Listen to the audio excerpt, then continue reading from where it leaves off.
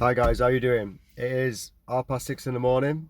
Typical normal PT job, turn up at the gym, and I am absolutely smothered in a cold. My head's banging, my ears are hurting. I'm actually deaf in one ear, and I'm just wondering. I'm going to do some research today. I'm just wondering how much time do you need to train for before you take some time off before this starts happening, okay? Before you get over exhausted, tired, training too much a day, before you just get absolutely just in turbo like I am right now. So I'll let you know later on, guys. Several hours later, after 6:30 in the morning, now it's about 10 to 12, and I'm bringing out the question, how much time should you have off after a set of training? So you get yourself a set of training, so I don't know, 4, 6, 8 week plan. Should you have a little bit of time off in between them different plans? I think 100% yes, maybe 5, 7 days, but I'm going to research this later on just to prove it. Or if I'm wrong, I'll say it straight away, because sometimes I'm not always right. I think that if you don't have time off, you end up, when I've looked at other people's stats, you end up going to a plateau. So you train for about 12 weeks, you go as hard as you can, and then you hit this plateau. So every time I train clients, between 6 and 12 weeks, if they keep training non-stop, they hit a plateau where the body fat percentage doesn't go any further down, they don't make any muscle gains, they just basically stop dead. Sometimes they go a little bit worse, to be honest. So at that point, I always say to them, take some time off. Or, like I said before, this happens, man flu and all that good stuff, and you get run down. So, bro science, I like to call this, what people talk about all the time and what I got told on my personal training course, and I do not know if this is true or not, and I'm going to check the facts to make sure it is that they say train for 3 weeks, take a week off. That's what most people do. Train for 3 weeks, take a week off.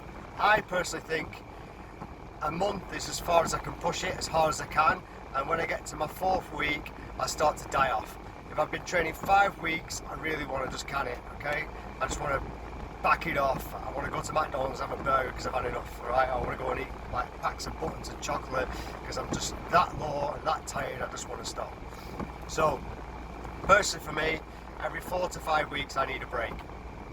And what I'm going to do later on today, this afternoon, is I'm going to go through all my stats of my clients without saying any names, and I'm just going to find out the average on when they're plateaued on not losing any body fat percentage, or they've not put any muscle gains, so no size basically. And I'm going to look where average they start to plateau, and I'll give you some answers back later on. What else I want to look at today is what happens when you've got a cold or you're about to get a cold.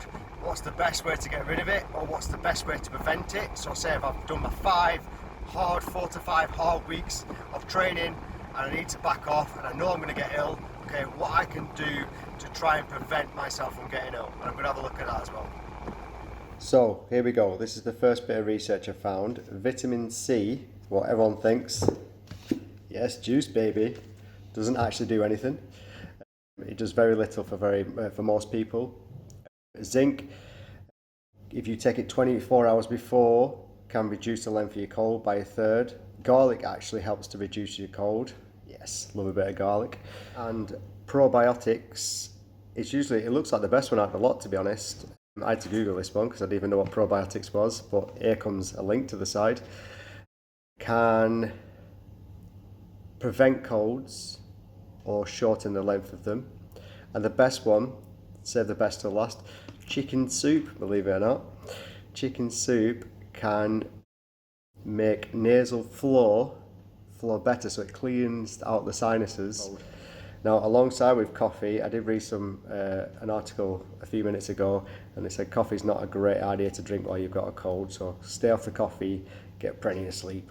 And now I'm back later on in the afternoon to talk about what I was going to say earlier about my Excel spreadsheet. Within my Excel spreadsheet, I have hundreds of clients.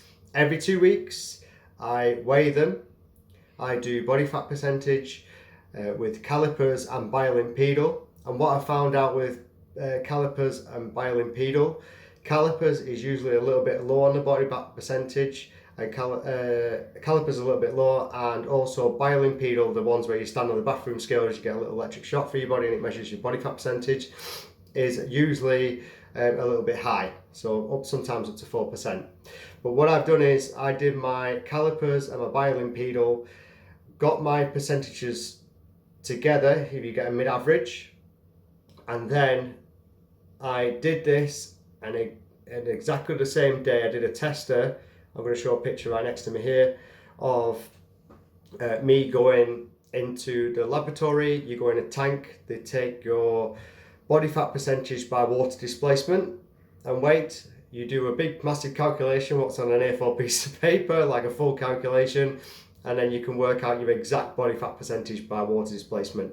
When I finished that, I did my caliper check, I did my bioimpedal check with the same equipment I've used with all my clients, and I was 0.5% out, so it's pretty accurate. So what I've done here is I've worked out when it plateaus for all of my clients, and it's usually between 6 to 8 weeks. So 6 to 8 weeks it'll plateau, and then at this point I recommend they take a little bit of downtime, or have like Elizabeth says in a second, a lower weight training week. So what I'm going to pass on to now is what me and Elizabeth talked about earlier on today. Yes. Okay then, so I just spoke to you a minute ago about rest weeks, or we've been training for a period of time. So say I've done a hard month training 5 days a week, okay, with 2 rest days in between, but I want a down week, okay. I've always seen with my clients that they've gone through a really hard training week, and I've seen the body fat percentage and muscle mass, and I see plateau. So I tell them then to either take a week off, but you said instead a better idea is to have a deload week. Deload week, yeah, that's a pretty good idea. See? Yeah, deload week. So yeah, that's another option for you. So a deload week, so just lower all your weights down, okay, and then just do an easier week. As well as I recommend on that one is that just have a few cheat days as well with your nutrition, because cheat days are sometimes good. If you've been literally smashing out exercise for 5 weeks, you've been spot on with your nutrition.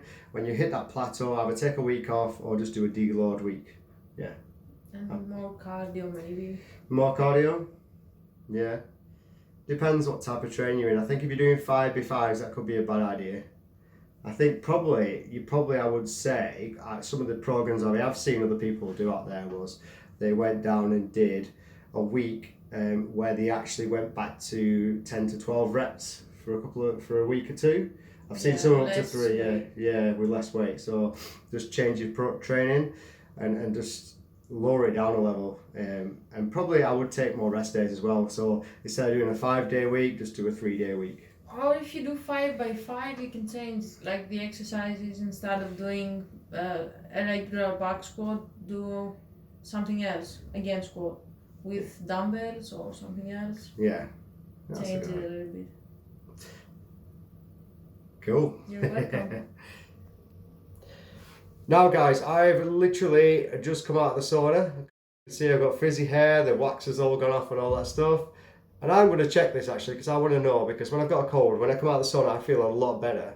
And I had heard by, I would say 11 or Eve, when I was sat in a gym one day, sat in a sauna, someone was telling me that people in other countries go in saunas on purpose because if it raises your body temperature, the reason why when you get flu and all that stuff and your body temperature goes through the roof and you get shakes, is because your body's trying to kill off the bad virus. So if you go into a sauna, it has the same effect. Now I want to Google this, so I will be back in a second to see if this is true or not. Okay guys, I've just read in the New York Times on the old Tinterwest Google that apparently saunas do help. Some scientists say that it helps with the drainage of the mucus in your face to help it flow out. Also, apparently, exactly the same as what I said before, that it helps higher the body temperature and then it gets rid of the virus at the top. Exactly the same as what I said. So I'm going to leave you there guys with on that note. That's an amazing note because I'm going to sauna it every day. What an excuse to go in there. And then starting on Monday, I'm going to be putting constant videos out all the time because I'm going to be back bulking again. So I've just been bulking a little bit through the summer just to get myself into it.